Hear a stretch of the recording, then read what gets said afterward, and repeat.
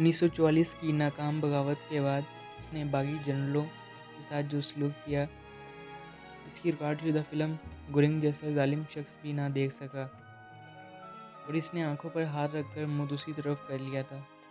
हुक्म के मुताबिक इन बागियों को सफाक मौत दी जानी थी और जानवरों की तर्ज पर ऊँटों पर इनको ज़िबा किया जाना था। इनका सिर मरना जुल्म बंद किया गया ताकि अवाम और फौज इन्हें देखकर इबरत हासिल करे। फितरी तौर पर हिटलर अपना उल्लू सीधा करने के लिए किसी हद तक भी जाने वाला शख्स था।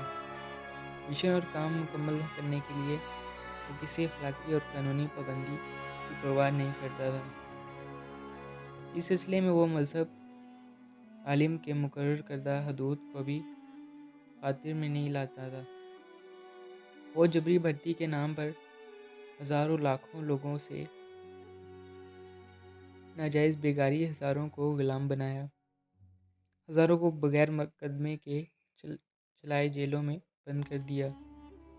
साइबेरिया की इंसान कश बर्फ़ में यहूद मुखालफत में इस हद तक आगे चल गया कि गैस चैम्बर्स का गैर इंसानी तरीका ईजाद कर डाला। इस तरह यहूद की नस्ल कशी का मरतब हुआ। दरअसल इसकी ख्यालात और अफकार किसी से पोशीदा तो ना थे, लेकिन दुनिया ने इन पर तवज्जो ना दी। दूसरी तरफ ये ख्यालात अवामी सतह पर जर्मन ज़बान में थे और इनको अंग्रेज़ी या दूसरी ज़बानों में तर्जमा पर पाबंदी लगाई हुई थी। हिटलर अज़म एक मुकम्मल तर्जिए और पॉलिसी को नाकाम था।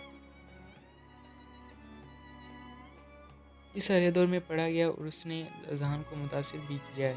हिटलर की मौत से इसके ख्यालात की मौत वाक़या नहीं हुई, बल्कि मुख्तलिफ़ अक़वाम ने मुख्तलिफ़ अदवार में इसके फ़लसफ़े को अपनी मकासद के लिए इस्तेमाल किया।